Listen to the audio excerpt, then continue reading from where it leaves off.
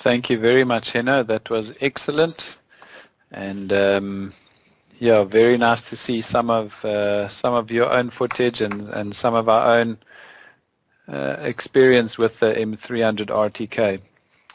I've been going through the meeting chat, and there aren't any open questions there, so I think we'll open the floor to anybody who wants to vocalize a question, and we can answer it there. Alternatively, we'll just chat about some more of our tests. So I'll wait for that in the chat window there. I think also what's really nice about this drone is, and you've got to see it to believe it, but that function there for security where it locks onto a target and where it automatically follows the target and zooms into it. I mean, this drone can literally be like a flying tripod where you just hover in one location. And the test that we did was at a distance to the freeway. We were probably about a kilometer from the freeway. We locked onto a car, and it kept zooming in and following the car to the next off-ramp, which was about 4 kilometers away from it. And the whole time we could identify the car, see how many people are in the car, and so forth. It was really next level. Okay, there's a question that came in. Hi, is a positional accuracy of 2 centimeters still achievable without employing a mobile base station? This application is with agriculture. So we would never recommend doing anything without a base station if you're talking about 2 centimeters accuracy. I guess, Nitesh, you'll need a lot of ground control points to achieve that then. Supporting software to complete the project and cost. Thank you, Peter, for that question. So the software that will work with the LiDAR, so the L1 payload, will have to be DJI Terra. So DJI Terra will complete the workflow and really make it streamlined and help from that aspect. And depending on the modules you need, we could share the cost with you afterwards via email.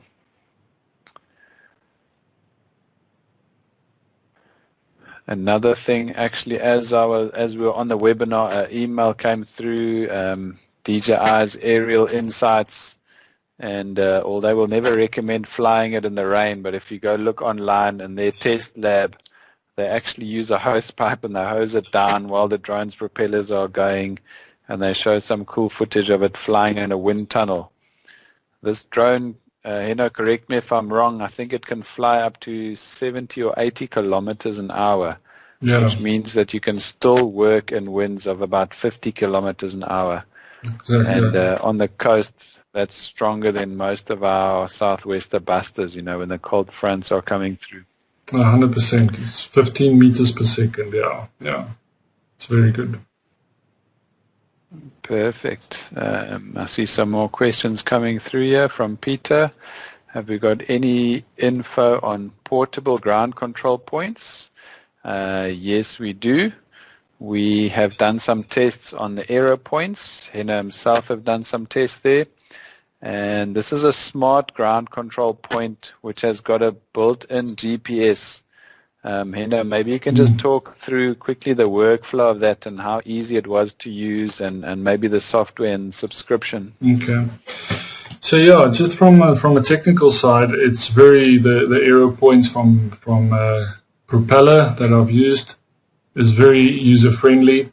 You basically, if you've got your survey area, you have to place them out. So now if you place them out in a clockwise position, it's got a one-button press, which got a LED light on them, and then it's got actually a solar panel that's powering up the GPS that's inside of these checkered boards. That's your ground control point, which you switch them on, and you place them out inside, like I said, turn out clockwise around your survey area before your flight, and you let them just log data.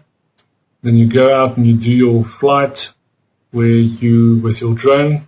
Afterwards, you then have to pick them up in counterclockwise position, rotation, as well by switching them off and so on. Then you connect with them via your phone, and if you've got it, there's an online subscription-based processing platform that actually takes all of your points, your propeller points, their positions, and it processes them with you can upload your imagery from your drone, and it processes that to within the centimeter level on those ground control points. It is like I said, a subscription-based service, so you have to pay per survey. So that could become a bit of an expensive exercise, but it is a very good, well used and recognized instruments. Yeah, so thank you, Henno. Peter, you're asking if Optron supports the AeroPoints and if it's a viable option. So that viability, I think we'd have to take a call offline to discuss it there. We do sell it, we do support it. I think they're really, really nice. But from personal experience, some of the challenges you have, when you go driving around to set out AeroPoints, that means you've got to go back to fetch them afterwards. And depending on your site, that additional time spent to go and collect them again could be a deal breaker depending on your project. The accuracy-wise, user-friendly-wise, it's very nice. But we really endorse the workflow of having a DRTK base station and then placing some critical ground control points so that you've also got a check and a quality assurance, and those ground control points to make them temporary points. So one method I've seen is if you use whitewash and you simply lay a white cross on the terrain, and that means nothing. If it gets damaged or something, you're not losing money, whereas if a truck drives over your AeroPoint, even though they're very rugged, there's a big potential of a loss there. Another method I've seen is guys get some cut out sort of thin masonite board or so on, and then they can just nail it to the ground, and these guys actually leave it there, which isn't environmentally friendly, but it was another option. Okay, another question was from Charlie, and you asked if you can get RGB image when flying with the L1 payload, and the answer is yes. It takes pictures at the same time. You can use that to generate an orthophoto at the same time as flying the LiDAR, so no need to do two separate missions. And as far as I know, you can actually use the camera only instead of the LiDAR to still get your mapping and your orthophoto. Just keep in mind that with the LiDAR, the overlap might be slightly different in terms of what an orthophoto might need. So it's not that it won't work together, it's just that you might fly in a different flight pattern for that. Great. Yeah, we've still got 56 participants in this meeting, and we've still got some time, so please send us some more questions.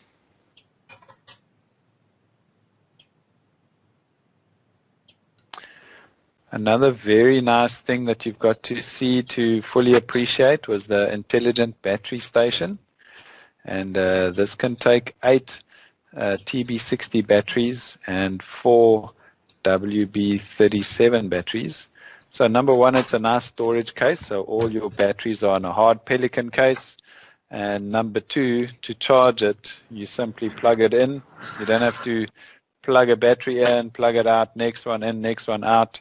You just plug with one cable the whole battery station in, and it goes for it. Here's an interesting question from Philip. Can it be used with an RTX code?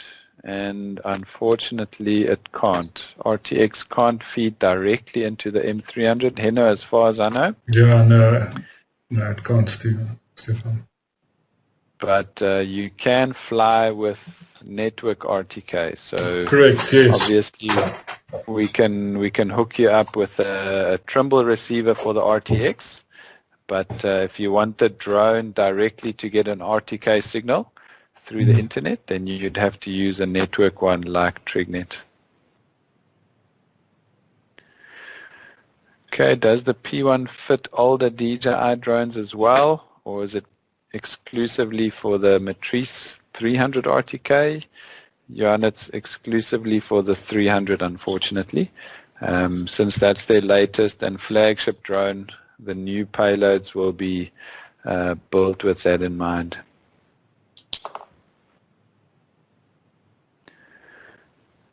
Just getting back to flying with the Network RTK, what you can also do is with our Trimble R12, so our latest Trimble receivers, you can actually put a SIM card in it and you can get it to transmit a network correction, which your drone can then lock onto and make use of to fly in RTK mode.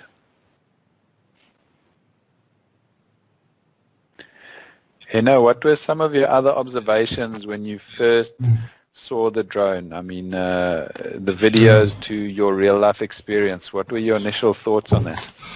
Sure, Stefan. Yeah, no, wow. It was just incredible, how can I say it? It was, I could truly see that it was a next-level piece of equipment. I mean, they also sent this drone out to a couple of resellers, distributors before they actually released it to be put through its paces. They did rigorous testing on and the thing for me about it is it's really a solid drone. It's so rugged, it almost feels like military grade carbon fiber, and it's just so well thought through and so well designed. And the ease of use is really it's a very intelligent piece of equipment, but the ease of use of flying it and the folding structure, the folding arms front and back, and the case, it's just a breeze. It's just a pleasure, to be flying with this drone. And I was truly amazed with the flight time. That you'd be flying this multi-rotor drone and you're getting 45 minutes plus, depending on the wind. It opens up the whole industry of everybody's being used to only getting 20 to 25 minutes of flight time on your drones. Now all of a sudden you're getting a lot more. And so it's truly, for me, a game-changing drone. No, agreed, and I think it was the same for me. Before we received our demo unit, I watched all the videos and I thought, wow, this looks pretty good. But when we actually received that box and when seeing it in real life, first of all, the scale of this thing, it's not a small little Mickey Mouse camera as a payload. That H20T is a significant camera. Everything is very well packed in the box. There's no need to go and buy or have custom boxes made. They thought of all the little things in the compartments, like in the lid there's a zip with 2 sets of propellers, which is very nice. And I think my first impression when turning on the drone and starting the motors was just how quiet it is. It seems like it revs very low. And it's not a whining sound like a swarm of bees in the same way that the Phantom 4 was and so forth. Yeah. Then I must say, if you're comfortable with flying a Mavic or something like that on a smart controller, this drone reacts and feels exactly the same. It's not like in real life where driving a truck is very slow to turn and so forth compared to driving a small car. This big drone actually had the responsiveness of a small car, which was very nice. Yes. Flight time was phenomenal, and we even flew it in light rain. Again, I'm not recommending that anybody flies it in the rain, but that certainly did handle that. Jonathan, I might need some more clarification on your question, unless you know, does the M300 have LoRa network capability? LoRa network. LoRa. I actually don't know LoRa network. I can do it. No, sorry, I'm also not familiar with that, Stefan. No problem. Then I'm going to read through some of the questions that you guys posted when you registered. But first, I just want to see this question here. Contact details. Peter, you can start on our website, which is optron.com. From there, if you just click on request more, you can get some details, but I'm going to also post Henno and my contact details here for anybody who would like a follow-up call.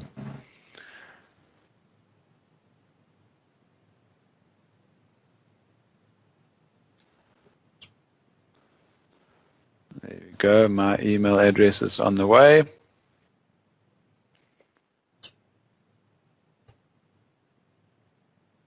And there is Henno's contact details.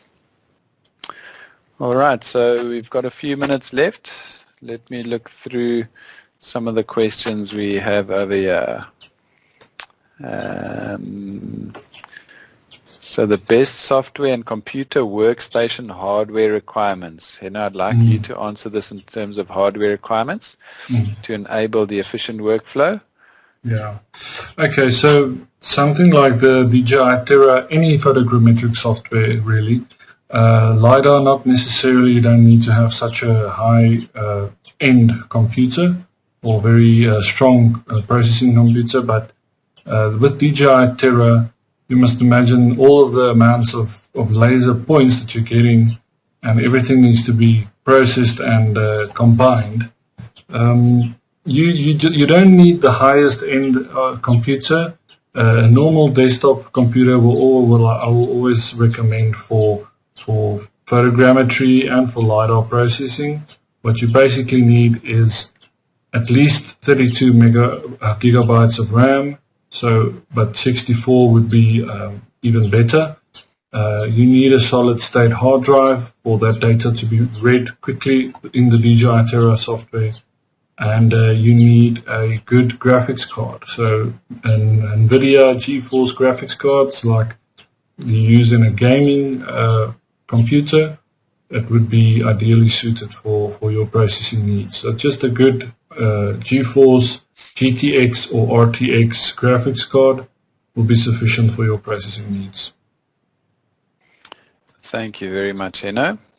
The next question was from Johan Strydom. I'm not sure if you're still online, Johan, but your question asked about the cooperation between qualified pilots and Optron. So we might need a bit more information there, but in a nutshell, you have our full cooperation.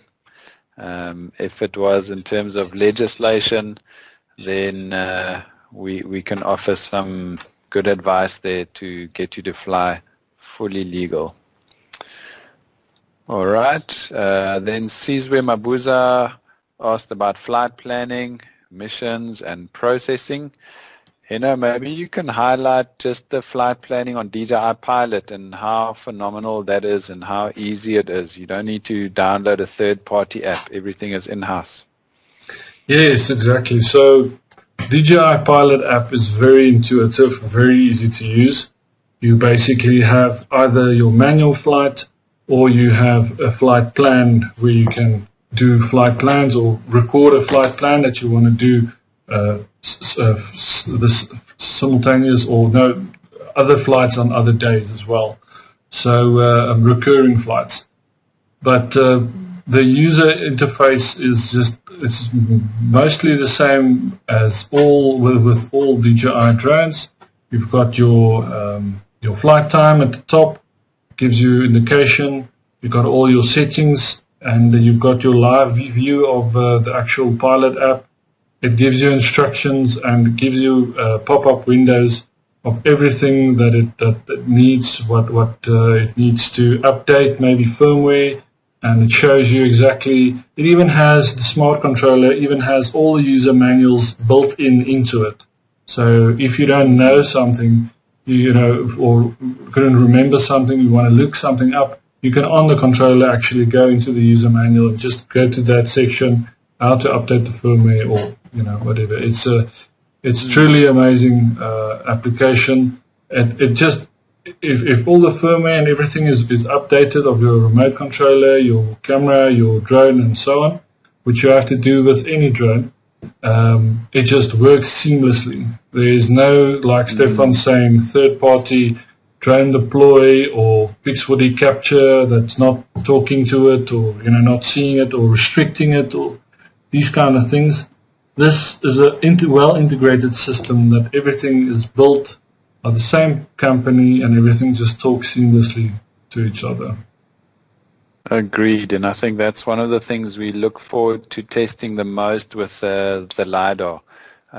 Many of our customers have tried to and succeeded integrating third-party LiDARs with the M600 and so forth, and they've all come with their challenges. And so you need to be a bit of a scientist to get everything to talk nicely together, whereas DJI's true style is plug and play. Take the payload off, put the next one on, go for it. Another thing on the controller which is really nice is the ability to have two pilots, each with their own controller, and they can either act as a co-pilot, perhaps one can just be there on standby, the other one could also, for example, handle the payloads and operate the camera. But when we're talking about long power line surveys and inspections, instead of wasting time after you've flown 2, 3, 4 kilometers down the line having to fly back and change batteries, you can hand over control to the next pilot. He can receive control on his controller, maybe he can push it a little bit further, or take over, land, change batteries, and in so doing leapfrog forward. Okay, I see there's a new question that came in from Peter. Would you recommend an SDK controller or the controller with a built-in display? I think, Peter, we like to sell what we know and what we're confident in, so we would probably go with a normal controller with a built-in display. But I know that other customers across the world have been quite successful with SDK and programming in their own workflows. And it's something we can explore together, and we can design something and build it going forward. So a good example is on Henno's background there. You can see the drone with the payloads there. That 4 spotlight camera flashlight payload is actually not a standard one. So that's a third-party one that with SDK development you would tell it what to do, match whatever the camera is seeing, or flash in a strobe manner, or so forth. All right, the next question we had on the registration side was from Dennis, and he would like to inquire about the cost, which Henno covered, and also if it's available for shipping to Uganda. And I can confirm that as Optron, we do have a team that work with Uganda and a lot of the other countries in our continent, and we can certainly ship to Uganda. Let's see what some of the other questions are. The next question was in a similar fashion, wanting to know if they can get the drone in the DRC, and yes, certainly you can. I'm scanning through a few more questions. This is a very good question from Oliver Bosch. The possible area coverage of the L1 and the P1. So we would love to actually only answer this after we've done our own tests, in the same way that when you buy a car, it says the fuel consumption is 1 liter per 100 Ks, but then you find when you drive it, it's actually more like 3 or 4 liters per 100 Ks. We don't have those figures offhand, so we don't have the Optron fuel consumption for the payloads. But from the material that we've received from DJI, they say that you can get with the LiDAR, that you could get 2 square kilometers in a single flight. So that's 200 hectares in a single flight, which is very good. And with the P1, they're claiming 3 square kilometers, which is 300 hectares. Yeah. And I think with that sort of coverage, once we've tested and confirmed that at which heights and which wind speeds, suddenly the need for a fixed wing and the need for maybe a VTOL is in question. Suddenly there's more jobs that you'll be able to do with your multi-rotor. Andrew Donald had a good question about PPK processing on the DJI platform. Heno, can you perhaps talk to us about Cloud PPK and when you would use that? Yeah, sure. So the Cloud PPK function of DJI drones is basically online. You have to be connected to the internet with the controller, which you can actually if you have a third party or other GPS station that you've a Trimble R8 or whatever base station or Neta R9 that's just logging. You can take that observation file, provided that it's covering the entire time that you did your flight, your survey flight. You can take that observation file, the RINEX file, and you can put it on a micro SD card into the remote controller. And then with your remote controller connected to the internet, and if you have your credentials in there, and your subscription for Cloud PPK, you can then upload your base, the observation file, and with all your images, it then calculates for you a post-processing trajectory, basically, of your correcting all of your photos with that observation file that you've provided to it now. Great, thank you, Heno. Mark had a good question here. How many hours is the life hours of the batteries? And I think I'm going to answer this like a politician. By the time the batteries are dead, you would have made more than enough money to buy a new one. But Heno, have you got any idea in terms of how many charge cycles you can do with a battery? No, I don't have a specific number, Stefan. That's something that I'll investigate a bit on. But I can honestly say that DJI has really made it so easy for you now to maintain and manage your drone system and your fleet with the built-in what they have, the HMS, the health management system for your UAV. So on your screen you've got the health management system, which you can actually go in and you can check the status of how many flights you did, the flight hours, each and every battery, how many cycles have they been charged, how you can check every little detail of your drone system. This just makes it, and you can export those findings as well. So it just makes your life in terms of drone management much easier. They've really done a good job there. Yeah, I think if I'm not mistaken, is once you start using it and you check in on the health management system, it'll give you an indication of lifespan of the batteries and help you plan in advance there. Exactly. But Mark, that's a very good question that we'll find out some more and we'll be sure to include it in the follow-up emails. Peter Dupree had a good question about the total price on the Matrice 300. With all the software, all the PC requirements, the price, life expectancy, and so forth. But Peter, I think when you're considering the whole workflow there, I'd really prefer one of our sales consultants to get alongside you and look at that big picture, because it sounds like you're building a good workflow there and you want all the right details. So I don't think this is a quick answer we should give on a webinar. I think rather get close to one of the sales consultants, and if it's very critical there, we can look at service level agreements and make sure that your drone is always operating and that you're not losing downtime there. Then the last question I have on the registrations was from Jonathan Swart, and he wanted to know more about vegetation surveying. And we don't have a straight answer there, but if we're looking we're looking at the topic of this webinar, which is the Matrice 300 and with the L1, since the L1 has got multiple returns, it would certainly suggest that there will be a degree of penetration through vegetation. In other words, you'll get the tops of the vegetation and some ground, and then you can do some comparisons between the two. Perhaps you could use it for yield estimates and so forth. But again, this is something we would prefer to test ourselves and be able to report back on that. Yeah. All right. I'll give it 1 or 2 minutes for any more questions. But so far, it's been your participation has really been great.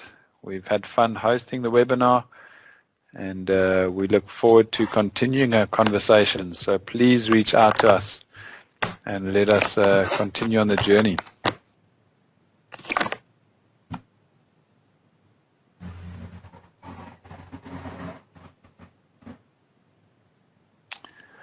Right, I think let's leave it there. Henno, thank you for your great presentation, and thank you for everybody's time on this webinar. Thank you, Stefan. Thank you, everybody. Until next time.